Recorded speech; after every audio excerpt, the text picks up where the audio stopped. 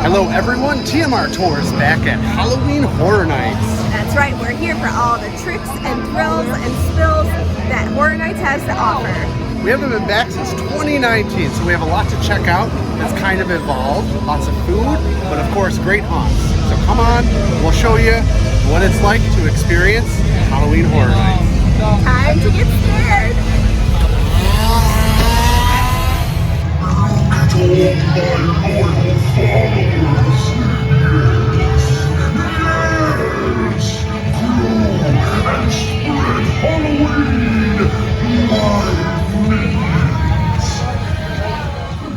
Terrifying, isn't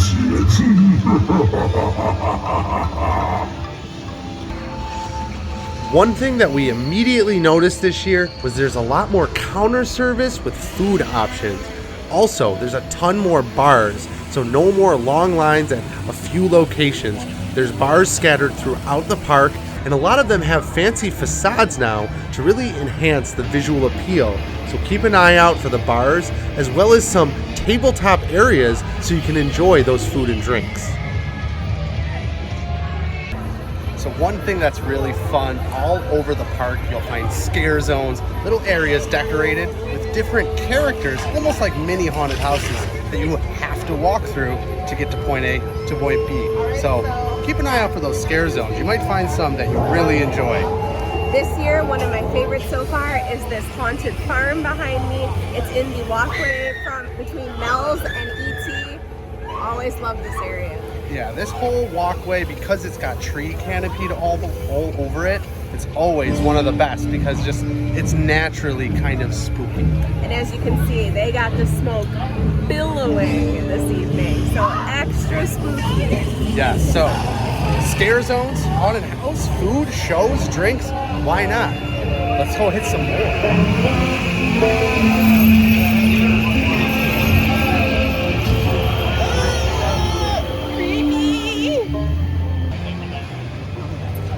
So we started off with Hell Block Horror right in the front of the park, kind of a prison-themed haunt. But we're really excited to check out the Monsters Collide. So we got Dracula, we got Werewolf, and Mummy. Yeah, so let's do it.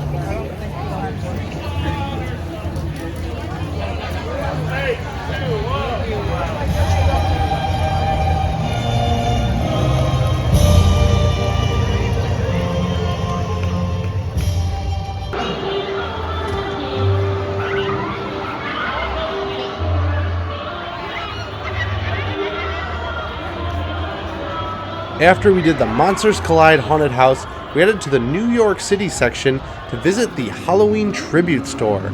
This whole area, again, has a scare zone with various Halloween parade floats and characters around. We did notice a lot more food booths, as we said earlier, a lot more happening in general in this area because there is 5 haunted houses in this main stretch. We noticed a huge increase in Horror Nights merchandise as well from the various IPs that they feature and the haunted houses, whereas before you only had a few shirts that you could choose from.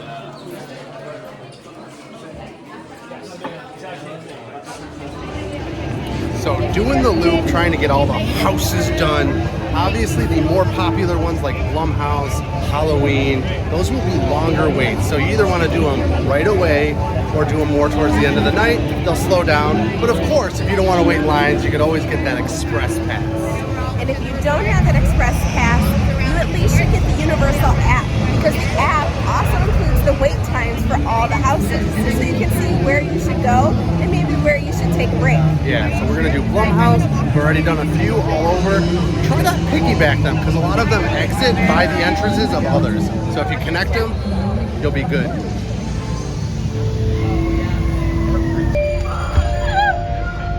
After looking at the map, we realized we only had 2 scare zones left to go, Deadly Unrest and the Coven of Witches. So we decided to finish up checking out the scare zones and then finish up the haunted houses.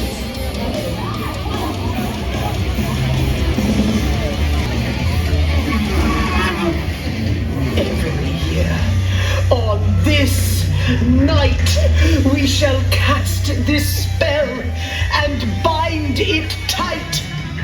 Gather more followers and spread all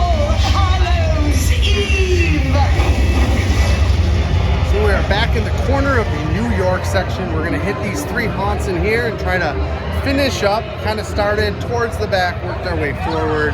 The show at Fear Factor we didn't get to catch, but we do recommend it because the Horror Nights show is always a good show. Yes, and if you haven't seen it before, check out the alley in New York. They set up a new thing this year that's at least worth seeing for your own eyes. Yes, get some meats, if you will. Mr. Meaty says hello. Yes. So, we're hitting the Wharf. We got Halloween and the Coven. We did the prison earlier when we walked in, so getting her done. So we just got done Dead Man's Pier, Wonder Wharf, the Chupacabra, Halloween. A lot of interesting stuff. Obviously, Halloween was very Halloween. It's an IP they use a lot. So I hate to be like we're exhausted from it. We really like the original Universal haunts. So the Wharf haunt, kind of like the Fisherman haunt they did a few years ago. Really cool. Yeah, and they have reused a lot of props. We've seen a lot of things we've seen before, but in new ways. It keeps it interesting and sustainable. One other tip, if you're here early having a park day and want to do like the crossover where you stay in the holding areas, so stay to Scream, you get to hold in the park and come in a little bit early if you don't have a full day pass. You want to be by the Simpsons area because there's 4 haunted houses kind of right there that also kind of interact into each other, so one will end and exit kind of right by the entrance. So if you're in the Simpsons area, sometimes they open those back haunts up early to those people because they know the park is clear in the back. So if you want to get through some of those rides and hit some double ups if you have Express, you're going to want to wait in the Simpsons holding area. And they will scan your ticket and everything in the back, so don't think you can just get in. Yeah. You have to have your Horror Nights ticket with you. They'll scan it, hang out, and get to Scream a little early. Yeah, so lots of great stuff to do, but that is one of our biggest tips of all for Horror Nights. So we are now in the back by the CocaCola refill station. We're gonna do the Descendants of Destruction and the Bugs Eaten Alive. They're back to back here in the corner in the pods. So you can hit them kind of right one after the other because they exit where they also enter. And don't forget, because we're here at the Coke Freestyle Refill Machine, you can bring in your refillable cup and use it all night. Yes. Charge it at a recharge station and you're good to go. Yeah, so if you want regular Coke, do that, but they also have all those bars if you're looking for boozy drinks.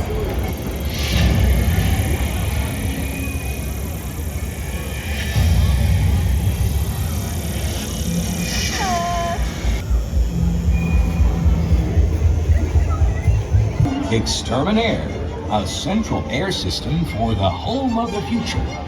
Not only does it cool and warm your home, but it keeps your house 100% pest-free. From there, the rest of the night was somewhat of a blur. We don't have a ton of footage. We just enjoyed ourselves doing the rest of the haunted houses and wrapping up our evening at Halloween Horror Nights. We did decide to watch the evening show with a bunch of amazing water projections and then stopped into the gift shop to pick up some much needed souvenirs. Some of that last minute merchandise, baseball shirt and the Spirit jersey, kind of our thing.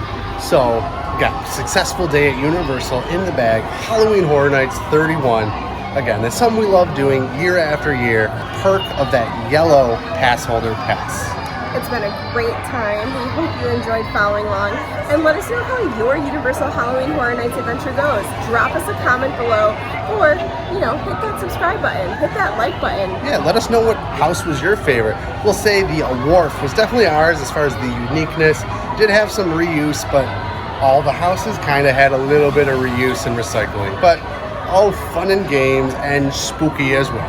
Exactly. So, hope you enjoyed this. Hope this helps you on your next trip. I'm Stacy. I'm Ryan. And this has been a TMR Tour. Only at Halloween Horror Nights, Universal Orlando. See you on the next one. Happy Halloween. Thanks for joining us on this TMR Tour. Leave comments below with the things that you want to learn more about.